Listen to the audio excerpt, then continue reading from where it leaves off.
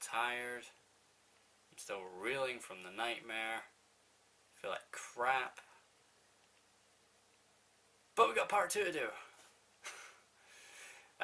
This episode will be done a little bit differently. I'm not going to be recording myself testing the games because, good God, that was a bloody nightmare. I'll still be recording the extra discs, and there'll be one exception to that rule, because it's got different content in the game from the standard edition. So yeah. Apart from that, anyway, I hope you enjoy, and excuse me if I look like death.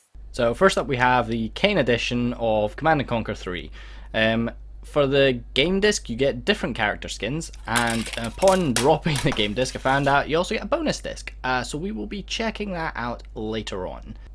So next up we have Fable 2 Limited Collector's Edition, because Limited Edition isn't quite enough. So basically with this one you get the game disc, and I almost drop it again.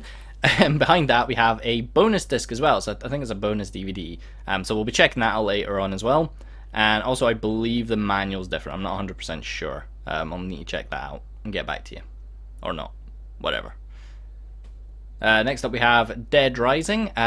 This is the Dead Rising Steelbook. The book itself was actually a little bit rusted.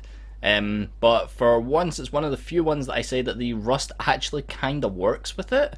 I don't know, maybe that's just me, but it does seem to kind of add to the flow. In this, all we get is the game disc and the manual as well, and obviously there's a bit of custom art on the inside. And next up we have Mass Effect 3. It's the Steelbook plus a collector's pack thing. We'll have a look at the Steelbook first of all. So here's the Steelbook. You've got Shepard on the front, and you've got FemShep on the back. It's actually in pretty decent condition, to be fair. No extra discs or anything, no extra content, and there's no manual either, which is disappointing. And here's the collector's thing. I don't even know what the hell you would call this. The little limited edition pack that comes with it. And you actually get a fair bit of stuff, to be fair. So first off, we have this kind of postcard thing of the Normandy. S2 it'll probably be. Next up you have Afterlife comic, or sorry, Mass Effect Invasion, I think it just said there. Had a quick flick through it, it's kind of cool. And you also have this, which is, as you'll know if you watched the first one, stuff that I really like, where it like goes in depth to the characters or different enemies and stuff like that. This was apparently what the Elusive Man was planned to be, something similar to what we've actually got in game right now. I can't remember the name off the top of my head, but yeah, apparently it was supposed to be different. And you also get this N7 badge. So next up we have Gears of War 3 Steelbook. I actually kind of like this, it's kind of cool. I kind of cheat it a little bit, and I'll go into depth as to why in a second. But you get the game anyway, and you get the manual, and you also get some custom art on the inside, which is kind of cool. I really like this actually, it was quite simple but it was good. So I cheated a little bit because I had the collector's edition with the Xbox as well. But I didn't like the game case. So we'll have a look at this anyway. So this is the medallion that you get with the collector's edition. You also have it's this kind of stuff in here. I can't quite read all of this off the top of my head. I think this is the Hammer of Dawn blueprint, I believe. Yes, it is indeed. You also have a bunch of stuff from Adam Phoenix as well. I'm not going to read all that out loud. You also have a letter, either to or from him. Again, not reading it out loud. And you also have these pictures as well, which is Adam as a younger guy, as an actual cog, and when he received his medal that you now own. And this is also written on the back as well. So yeah. And this is the game case that came with it, which is why I went for the Steelbook and bought that separately. Because honestly, it's not very good. Plus, at the time, I'd actually spilt some juice on it as well, so it kind of ruined it on the outside. And this is also the console that you got with it as well, which I love. It's awesome. Now it's time for the Fable 2 bonus disc. Oh look. I decided I'll view this with my Fable 3 controller because, you know, I'm retro like that, yeah. Retro is not the right word, I don't think.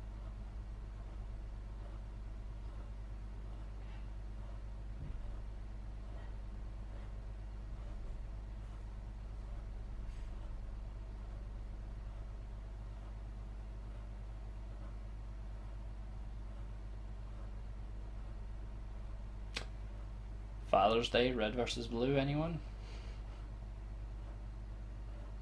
It's not even red versus blue, Rooster Teeth, even.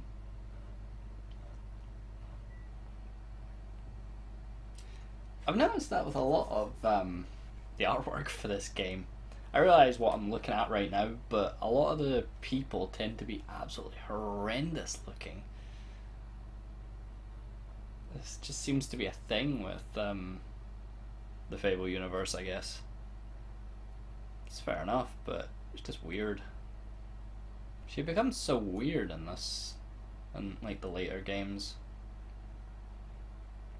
Guess it makes sense. She grew up rather than being like she was in spoilers in the first game. I really need to do a playthrough of these games at some point. God, it's got like a Frankenstein-esque, like, holy cow, that would have been awesome looking. As it is, it's just a black dog, but that would have been fucking cool. Sorry, did I see that right? Haunted house.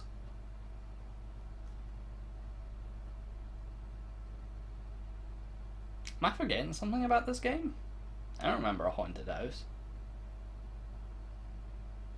Is it Reaver's Mansion by chance?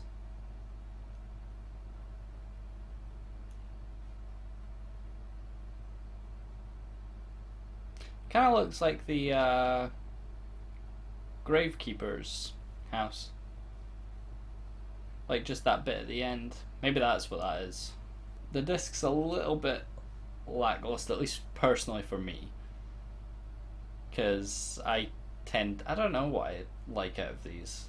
I mean, like I'd mentioned before, I like the like compendium things. I don't think that's what you call them, but like the booklets that you open up, and you know, it's got all the different factions and the characters and all that kind of stuff. I like that kind of thing. But I don't know, even if it was a digital version of that, I'd be fine with that. I know I like that. I guess some free stuff's kind of cool. Stuff that never made it into the game. That tends to be the things I like. Or not bloopers per se, but like bugs and glitches and stuff like that are quite funny that they kind of came across, or quite interesting anyway, that they came across during development. That kind of stuff I like.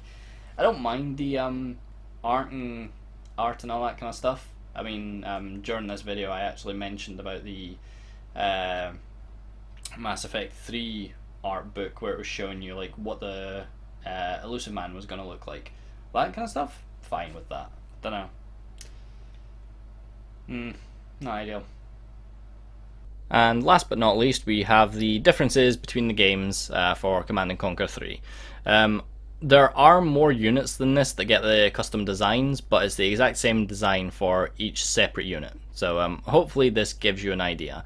Personally, I preferred the Skrins one much better. It just kind of fit with their units, so the kind of green look, but yeah. But anyway, I hope you enjoyed this video. It's been kind of fun to make. Got a nice little collection here, obviously ignoring the Xbox that I already have, but shh. Anyway, hope you enjoyed, and I'll catch you in the next one. See you later.